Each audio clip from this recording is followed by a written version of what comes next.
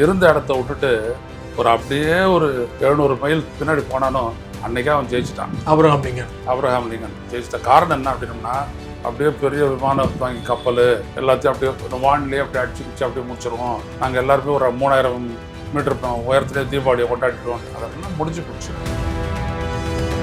நீ அடிக்கிற மாதிரி நான் அடிப்பேன். இன்னைக்கு வந்துட்டு அவனுடைய சவுத் பார்ஸ் அப்படின்ற ஒரு எரிவடி கேஸ் ஃபீல்டை வந்துட்டு அடித்தேன், ஒரு பார்ட் அடித்தேன். அவன் உடனே என்ன பண்ணான், கட்டாரனுடைய நார்தர்ன் ஃபீல்டு அதை அடிச்சிட்டான். ஸோ இப்போ இந்த மாதிரி ஒன்று கவுண்டர் பண்ணான்னு வச்சுக்கோங்க, இதெல்லாம் இத்தனைக்கும் ட்ரோனை வச்சு தாக்கி எவ்வளோ பெரிய பாதிப்பு மிசைல் வச்சு அடிச்சிருந்தான். ஹாஸ்பிட்டல் அடிப்படுது, பில்டிங்ஸ் அடிப்படுது, ஏர்போர்ட் அடிப்படுது, விமான தளங்கள் அடிப்படுது. ஏதாவது பேச முடியுதா? ஏன் நீ அதான செஞ்ச? திருப்பி அடிப்பாங்கன்னு எதிர்பார்க்கலன்னு சொல்லிட்டாரு ட்ரம்ப். குரல் கொடுக்க முடியுதா? அழுவ முடியுதா? திருடனுக்கு தேர்தல் பட்ட விதமாக ஆச்சு ஆகிப்போச்சு இல்லையா? போட்டு குத்துறான் அவன் பாட்டுக்கிட்டு. நம்மளாம் தூங்குறோம், ராத்திரி ஆச்சுன்னா இஸ்ரேலுக்கு தூக்கம் கிடையாது. உடனே சைரன் அலற விட்றான், ஓடி போயிட்டு அண்டர் கிரவுண்டில் பதிங்க. அமெரிக்காவை பொறுத்த வரைக்கும் அவன் உணர்ந்து கீழே வந்துட்டான்னா நல்லது, இல்லாட்டி சிக்கினது அவ்வளோதான் காலி. சிங்கம் இந்த சென்னாய் கூட்டத்தில் மாட்டிக்கிட்ட மாதிரி தான். அது சிங்கம் அந்தாண்ட ஒரு 20-30 சிங்கம் அப்படின்னு ஒரு வாரத்தில் படுத்துக்கிட்டு ஹாப்பியாக தூங்கினார்னா அது ஒன்றும் பிரச்சனை இல்லை. அவர் துரத்திக்கிட்டே போயிட்டு உள்ளே போயிட்டாருன்னு வச்சுங்க, சென்னாய் கூட்டம் சுற்றி வந்து கடிச்சிக்கிட்டே இருக்கும். ஒரு கட்டத்தில் வந்துட்டு அதெல்லாம் ஒன்றும் பண்ண முடியாது, அவ்வளோதான் காலி. அந்த மாதிரி ஒரு கதை அமெரிக்காவுடைய கதை.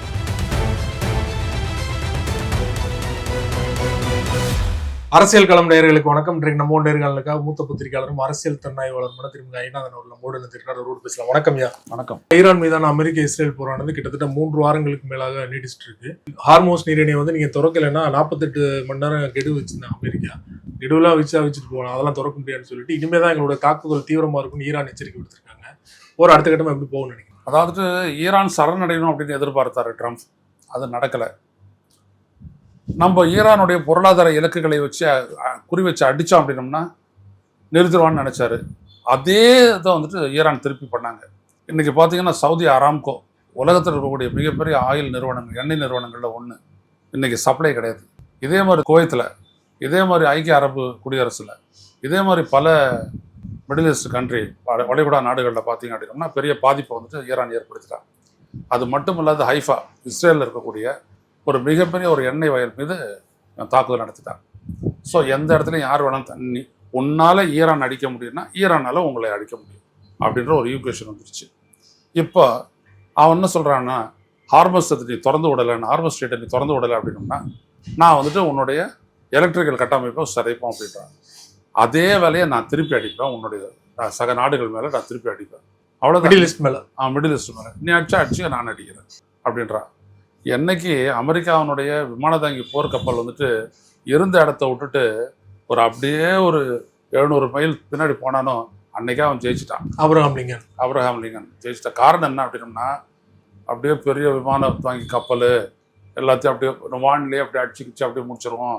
நாங்கள் எல்லாருமே ஒரு 3000 மீட்டர் உயரத்துலேயே தீபாவளியை கொண்டாடிடுவோம். அதெல்லாம் முடிஞ்சு போச்சு. இன்னைக்கு ஈரான் வந்துட்டு 20 வருஷத்தில் என்ன செஞ்சுருக்கிறான் அப்படின்றதான் இன்றைக்கி பேச்சு. எப்படி கவுண்டர் அட்டாக் பண்ணுறான்றதை பாருங்கள். இது வந்துட்டு it becomes a lesson to the world. எப்படி அடிக்கலான்ட்டு. இராணுவ கட்டமைப்பு இல்லைன்றான், விமானப்படை இல்லைன்றான், கடற்படை இல்லைன்றான், எல்லாத்தையும் அழிச்சிட்டான்றான். மிசைல் மட்டும் பறந்துக்கிட்டு இருக்குது, அதுவும் பயங்கரமான மிசைல்ஸ் எல்லாமே. நேற்று பார்த்தீங்கன்னா அராத் அப்படின்ற ஒரு இடத்த இஸ்ரேலினுடைய தென் இஸ்ரேலில் இது வரைக்கும் சென்ட்ரல் இஸ்ரேல், டெல் அவீவ் இதை தான் தாக்கிக்கிட்டு இருந்தான். சென்ட்ரல் இதில் சதர்ன் இஸ்ரேலில் போட்டு அட்டி தாக்கியிருக்கிறான் பல பில்டிங்ஸ் எல்லாம்.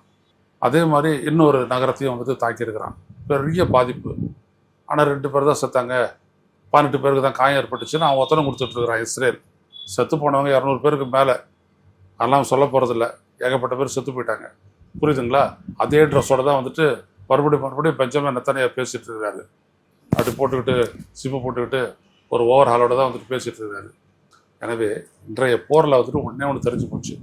என் அமெரிக்காவா ஆப்பிரிக்கான்றதெல்லாம் இல்லை. போரை வந்துட்டு ஒரு குறுகிய காலத்தில் முடிச்சிட்டேன்னா அதில் ஒரு அட்வான்டேஜ் இருக்குது. முடிக்கலை, நீ மாட்டிக்கிட்ட. இன்றைக்கி 24வது நாடு.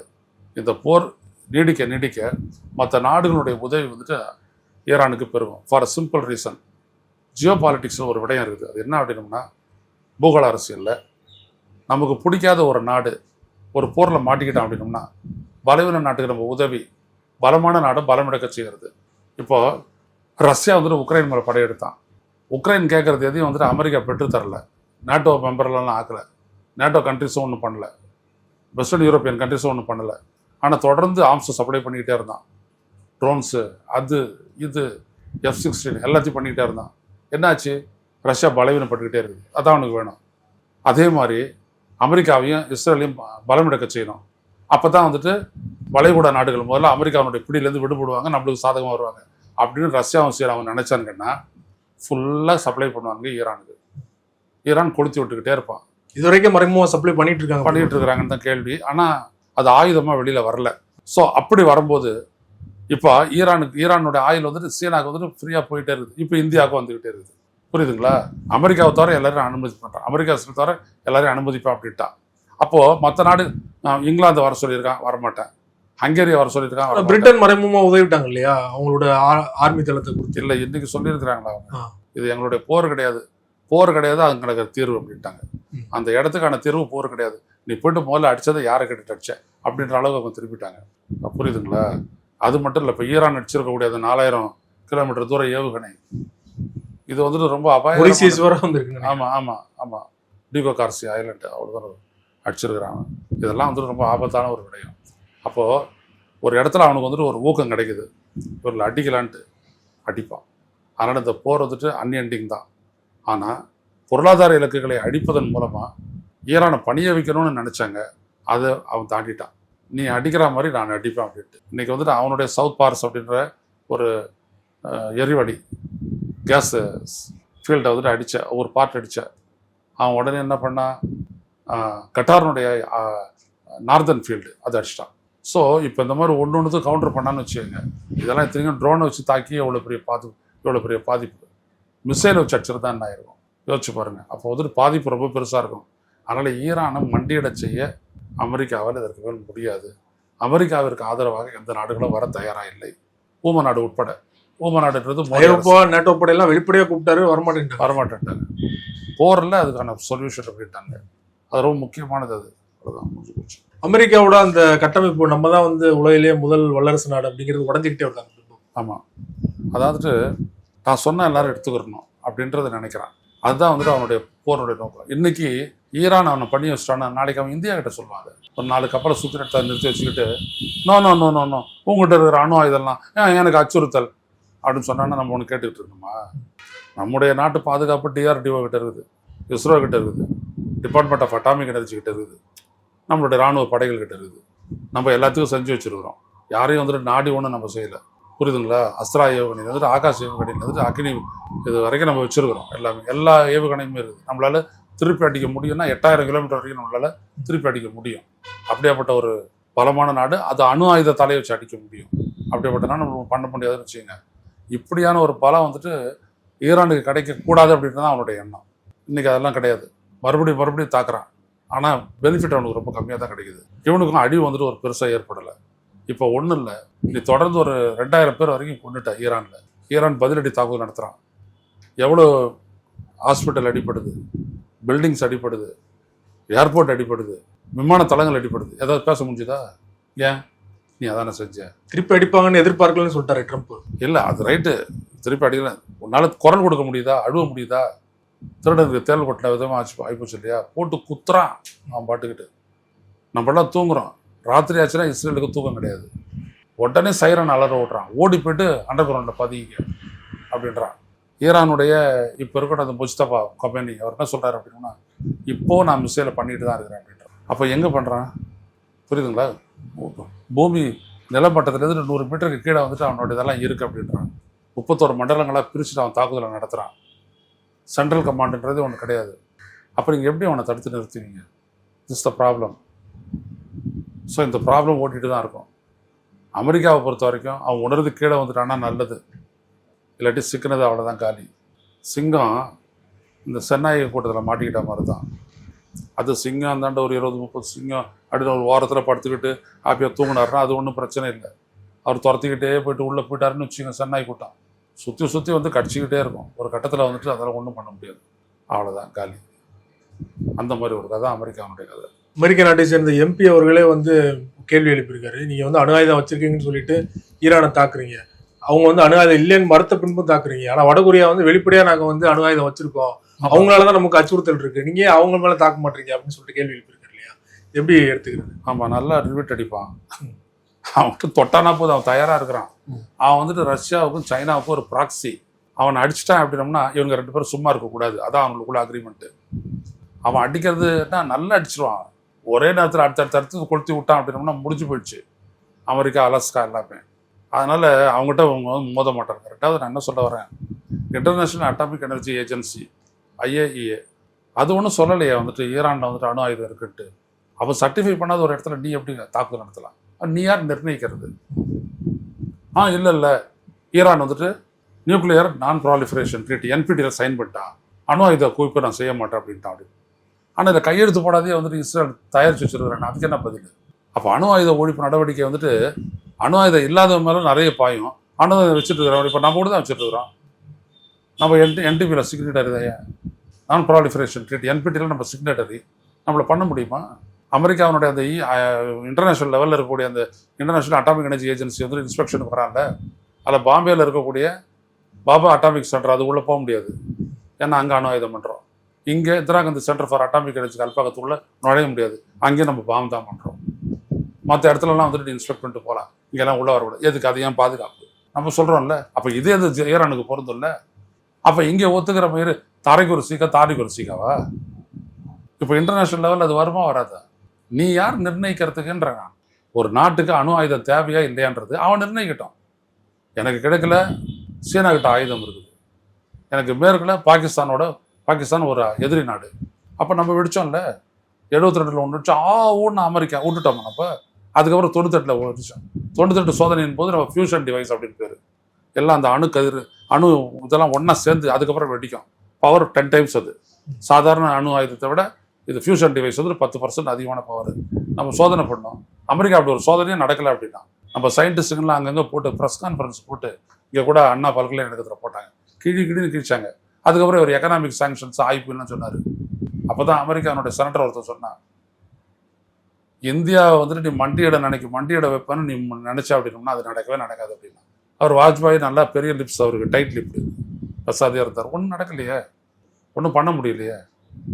அதுக்கப்புறம் என்ன சொன்னா, உனக்கான இந்த இடத்துல நான் சாங்ஷன் இது ஒப்புதலை வாங்கி தரேன், அதுக்கான ஒப்புதலை வாங்கி தரேன் அப்படின்னு எல்லாம் இறங்கி வந்தாங்கல்ல.